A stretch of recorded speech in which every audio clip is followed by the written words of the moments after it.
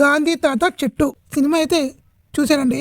ఇంకా టైటిల్ చాలా బాగుంది. ఇంక ఈ సినిమా కోసం మాట్లాడుకోవాలంటే వైలెన్స్ నచ్చిన వాళ్ళకి, యాక్షన్ సినిమాలు, కమర్షియల్ సినిమాలు, కామెడీ సినిమాలు, ఈ సినిమాలు నచ్చిన వాళ్ళకి ఈ సినిమా నచ్చడం కొంచెం కష్టమే. వాళ్ళు కూర్చోలేరు. ఈ సినిమాని సోషల్ మెసేజ్లు, ఇంకా ఎమోషనల్ స్టోరీలు, ఆర్ట్ సినిమాలు చూసే వాళ్ళకి ఈ సినిమా నచ్చే ఛాన్స్ అయితే ఉంది. ఈ సినిమా పాత సినిమానే, అంటే 2 years బ్యాకే ఈ సినిమా అనేది అయిపోయింది. అయితే అన్ని అవార్డ్ ఫెస్టివల్స్కి తిరిగి లాస్ట్కి థియేటర్కి అయితే వచ్చింది.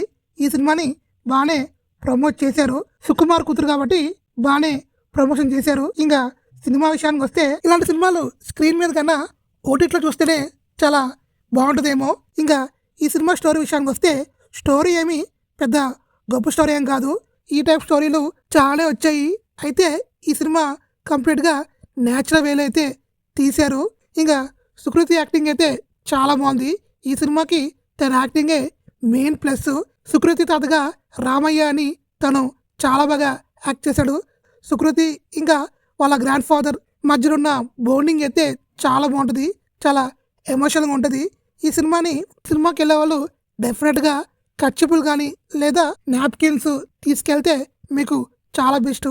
ఎందుకంటే ఈ సినిమాలో కొన్ని సీన్లకి అయితే జనాలు ఏడుస్తారు.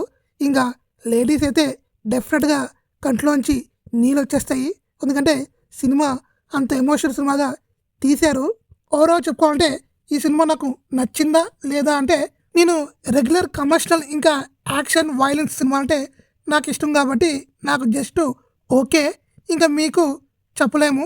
మీరు సెన్సిటివ్ అయితే కంపల్సరీగా నచ్చే అవకాశం అయితే ఉంది. ఇంకా ఓవరాల్ చెప్పుకోవాలంటే ఈ వీకెండ్లో వెళ్తారా లేదా అనేది మీ ఇష్టము. నా రేటింగ్ అయితే 2 out of 5.